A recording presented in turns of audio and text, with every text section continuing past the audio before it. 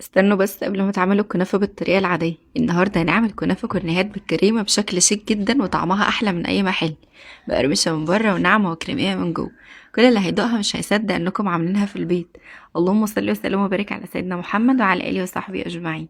ازيكم يا حلوين؟ يا رب تكونوا بخير يا رب. الأول أنا عندي نص كيلو من الكنافة، ولما تروحوا عند الراجل اللي بيبيع الكنافة بتقولوا له إن احنا عايزينها كنافة طرح أو تكون قطعة واحدة متماسكة على بعضها زي ما انتوا شايفين. الاول هبدأ كده ان انا اقسمها لشرايط قد بعضها. انا تقريبا هستعمل النهاردة بس ربع كيلو، اللهم بارك هيطلع كمية كويسة قوي. بنبدأ الاول كده ان احنا نفكك الجزء من بعضه كويس جدا، وبعدين طبق وفيه شوية من المية. باخد قطعة كده من الكنافة بالطول على ايدي وببدأ اثبتها من تحت كده في الكورنيه، وبعدين بلف وايدي بتثبت من الناحية التانية. ما تقلقوش لو في شعيرات زيادة ولا اي حاجة، احنا بنلمها عادي بالمية ومش بتدي اي شكل ولا بتنشف بره ولا بتتحرق ولا اي حاجة من الكلام ده كله. هنلفها كده زي ما انتوا شايفين وبنبل ايدينا في المية ونلف على الكنافة ونظبط شكلها كده على الكورنيه بتاعنا. جهزت بقى كده زي ما انتوا شايفين. تاني هعملها معاكم. بنبدأ نثبت ايدينا من تحت ونلف كده القمع نفسه بنحركه فبيشد الكنافة اللي احنا مجهزينها. هنحضر كل الكمية بتاعتنا بقى ونخليها على جنب.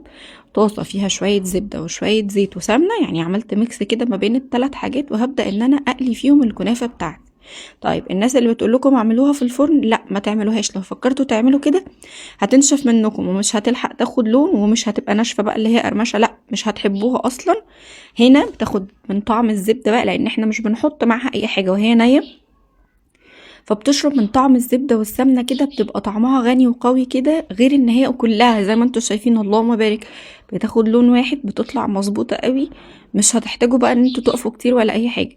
فالوقت اللي تكونوا فيه بتعملوا ايديكم في الكورنيهات وممكن تحضروا مرة تانية. تمام، بين مرة والتانية والتالتة. اللي مش عنده كورنيهات بنعمل ايه بقى؟ بس انا اصلا ما كانش عندي ورق فويل في الوقت ده، هبقى اصور لكم الطريقة واسيبها لكم في فيديو تاني. بنمسك الورق الفويل كده ونعمله زي الكورنيه كده ونلف عليه كأنه كورنيه في ايدينا، ونلف عليه الكناف برضو بتطلع حلوة قوي. معلقتين خفاف كده بقى من السيرب التقيل بتاع الكنافة يكون بارد، وهبدأ ان انا ارشه من على الوش. وما تكتروش علشان تفضل محافظة على قرمشتها وما تطرش منكم. شوية بقى من الكريمة وهسيب لكم مقاديرها في اول تعليق، لان فعلا كريمة طعمها غني حلوة قوي قوي قوي وسهلة وما خدتش وقت ولا مجهود. هبدأ ان انا بقى كده من جوه احشي الكنافة بتاعتي واغطي من على الوش شوية من الفستق وشوية من السوداني المجروش، وزينوها بقى زي ما تحبوا. ما تنسوش بقى ان انتوا لو وصلتوا لحد هنا تقولي لي بتتابعوني منين وبتسيبوا لي كومنت لطيف زيكم علشان دعمكم بيفرق كتير. لما خلصت كل الكميات اديت لها معلقتين تاني من الشربات، واللهم بارك بصوا لونها خطير قد ايه.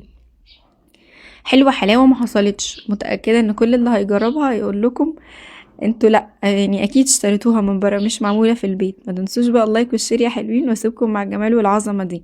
لايك وشير يا بنانيت وصحة هنا.